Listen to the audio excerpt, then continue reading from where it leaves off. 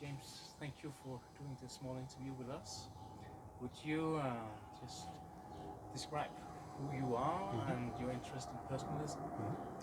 I am a clinical neuropsychologist, which means a psychologist with a specialty in how the brain works, and I work with the geriatric population, folks over the age of 65 who have Alzheimer's and other kinds of brain illnesses that cause major changes in their lives.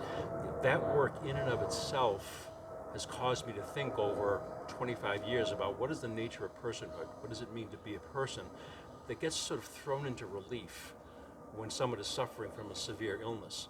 And somewhere along that path, I became interested in the philosophy of personalism, and have been reading it very much in the European tradition. So Emmanuel Mounier and folks since then that encourage us to think not abstractly about persons, but to think about real human beings, who they are, what their dignity is, and what that means for us and what it means for me in the type of work that I do. When I'm working with someone, doing an evaluation, talking with them to tell them they have a progressive neurological illness, and then working with the family as well, how do I hold them as a person in my hands as I'm talking to them and help them to move through that whole process?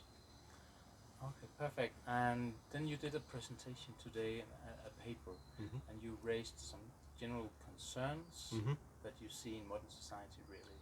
Could you elaborate on? Yes, it's the paper's title is actually The Psychology of Dietrich von Hildebrand, a German personalist philosopher. And so, as a psychologist and as a psychotherapist, my training was in empirical psychology. Psychology separated out from the world of philosophy in the late 19th century. When it did, instead of looking at the whole person, it adopted a specific methodology, empirical research, so hypothesis generation, testing. That worldview that it took with it limits the way we look at persons. Persons are viewed as something that's measurable. If you can measure it, it exists, it's real. But there's a lot about us that we can't measure. Our whole spiritual level, when we love, when we have knowledge, when we share our human qualities with each other, the empirical scientists can't really measure that, and in many ways theoretically can't conceive of it. So my paper this morning was to say we need a broader vision of the person, a philosophical anthropology that helps us to understand the whole person. What does it mean to be a person? It means to have a body, yes. It means to have a psyche, but it also means to have a spirit, things that can't be explained materially, all of this united in who we are.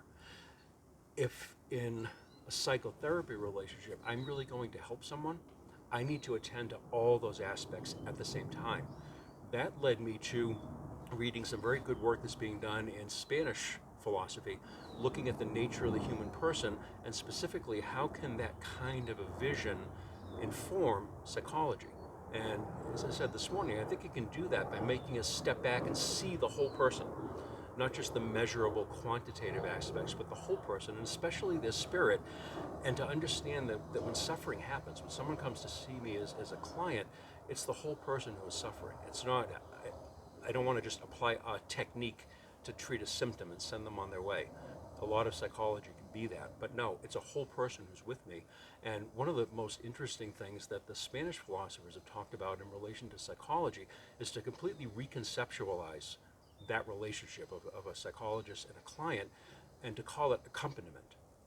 That a psychologist is someone with, yes, a certain skill set and some knowledge, who doesn't do something to the person they're working with, but who accompanies them on their journey, who accompanies them and helps them to come to a deeper understanding of what it is that's troubling them, what brought them to therapy in the first place, and to think about each aspect of the person. Yes, their body, yes, their psyche, but also, yes, their spirit, and to realize that the difficulties they're having are in all of those domains. There's nothing separated off from anything else. And so for someone to heal in the therapy process, all of those things need to be attended to. They all need to be reverenced, they all need to be held, they need to be acknowledged and addressed in that relationship of accompaniment for the goal of someone becoming more whole in the end.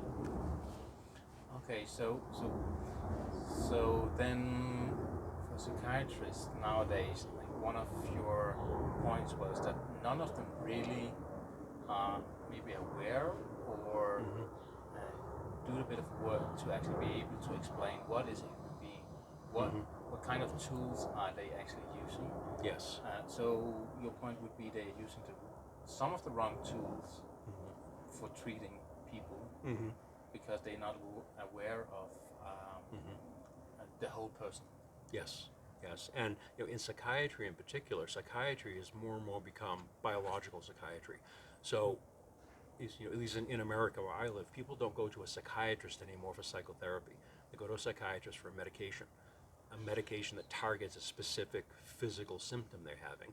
And that's most of what psychiatrists do now. Somebody else does the therapy. So the psychiatry kind of interventions are much different than they were even 20 years ago. But the tools that psychologists need to be able to work with folks it begins with a comprehensive, a robust, and an adequate understanding of who a person is. And that essentially is what personalism is about. It's any philosophy that begins with the person. Medieval philosophy talked a lot about being. Modern philosophy talked about consciousness, Descartes, and the work since him. But personalist thought will include all of those and begin with the notion of a whole integral person, a person who is one, who is a unity, that you can then look at all those different aspects of a person, but you don't look at any of them in isolation. It's a whole human being, an integral person who sits before me when I meet with them. With any person that, with you, with any person that I'm talking with, I'm confronted with a whole human being who is body and psyche and spirit, who has knowledge, who has affectivity, who has a free will. Personalism helps us to see that in each person we meet. Just one last question then. We see, and I don't know if you can relate to this, that we see a lot of young people coming up with mental illnesses, loneliness. Does this have to do with the way we treat it or the way we look at it? Or what would where is the sense of hope that we have a way of presenting and reading and become more aware of how we take care of this? Because it's really, I think, it's a really big problem for a lot of young people. Yeah, I think a lot of that loneliness that's there, it was happening in the context of the increase in social media, where people are connecting with each other on a screen, and that got magnified enormously during the pandemic because we all had to shift to that. So there's something about social media that simultaneously connects and disconnects with us. I think one of the greatest gifts we can give to young people today is helping them to get away from the cell phones and things and actually have direct connections with other people. Education really belongs ideally in the classroom and in the world, not online. Sometimes we had to do that, but we also need to move back to direct personal encounters and direct relationships, and to help young people to see all the aspects of themselves, to think of themselves not. I talked to a high school student once recently, and he said, "I'm just dopamine." It's a neurotransmitter in the brain that's involved in the brain's pleasure systems and higher cognitions. No. You're a whole lot more than that. But if that's the view you take of yourself, why would you not be depressed? Why would you not be isolated? Why would you not feel disconnected from everything if all you are is biology? I think we need to model some of that, being a whole person ourselves, so that others can see that happen and start to see that in themselves as well. Perfect. Thank you for doing this. Thanks for talking to me.